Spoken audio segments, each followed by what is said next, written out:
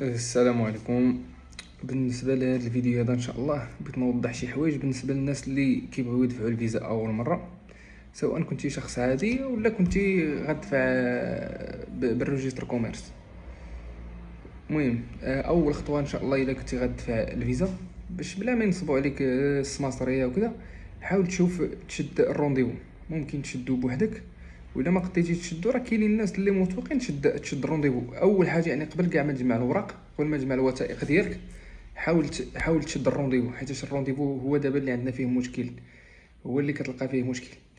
يعني حاول تشد الرونديفو، من بعد ان شاء الله عاد شوف تجمع الوثائق ديالك. هنا ان شاء الله غادي نشرح كيفاش تجمع الوثائق بالنسبه لك كنتي شخص عادي، سواء خدام في البريفي ولا خدام مع ليطا. شنو الوثائق اللي غادي تجمع، ولا كنت غادي تدفع بالسوسيتي يعني بالريجستر كوميرس.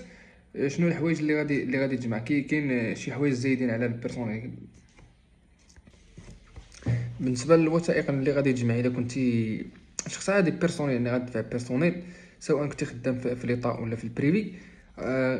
غادي اول حاجه فوتوكوبي د لاكارت، فوتوكوبي ديال الباسبور. الباسبور ضروري يكون يعني عنده الصلاحيه ديالو، ما يكونش قريب يسالي ولا شي حاجه.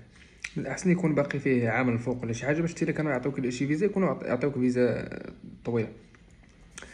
ودير تصور الفيزا، تمشي عند المصور قول له التصور ديال الفيزا، راه غادي يدير لك التصور ديال الفيزا. سميتو عليها تاخذ 3 موا ديال الرولفي دو بونكير، ونيت في نفس البنكه تطلب لهم اتيستاسيون سولد.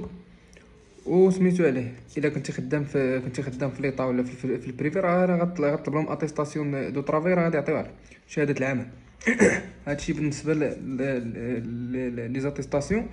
والديكلاراسيون ديال لاسينيسيس حتى هو مهم الا كنتي خدام هادي مع البريفي. اما الا كنتي مع ليطا راه كنظن ما كيطلبوش هاد الديكلاراسيون ديال لاسينيسيس.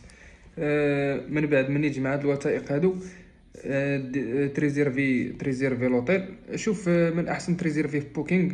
راه كتريزيرفي بلا ما كتخلص ما والو، كتريزيرفي. راه كاينين فيديوهات في اليوتيوب كثارين كيفاش تريزيرفي. هو والفول تريزيرفي. بالنسبه للناس الشمال ما كيطلبوش ليهم الفول، يعني كيديروا غير لوطيل. وتقطع لاسورانس ديال لاسورانس شينغن، راه تقريبا كتقطع 6 شهور بشي 350 درهم 300 درهم على حساب كل اجونس بشحال هذا. ودير تراديكسيون الا بغيتي تزيد تقوي الدوسي ديالك. تراديكسيون بحال الا عندك شي شهاده الملكيه ديال شي ابارطومون ولا شي دار ولا شي حاجه، دير لها تراديكسيون. ولا كان عندك شي سياره ولا شي حاجه، راه غير كارت غريز كدير لها غير فوتوكوبي، راه كيعترفوا بها. هادشي بالنسبه للشخص عادي.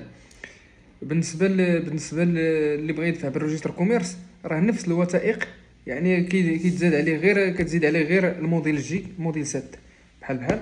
والموديل الميل 7 والموديل الناف الا بغيتي تزيدوه حتى هو ماشي اوبليجي، ولكن الا بغيتي تزيد حتى هو تدفعو ما كاين حتى شي مشكل. و اتيستاسيون ريغولاسيون ديال راه ولاو كيطلبوا اتيستاسيون ريغولير، يعني بان راه السوسيتي ديالك راه مريقله ما عليها لا ضرائب لا حتى شي حاجه. صافي هادشي اللي كاين. حتى سميتو عليه وسوسيتي تقدر تزيد ترادكسيون ديال المحل الا كنتي كاري شي محل، عقد كراء حتى هو دير له الترجمه ديالو. هادشي اللي كاين. والله يوفق الجميع. كان شي سؤال خلوه ليا في لي كومونتير ونجاوبوا اي واحد ان شاء الله.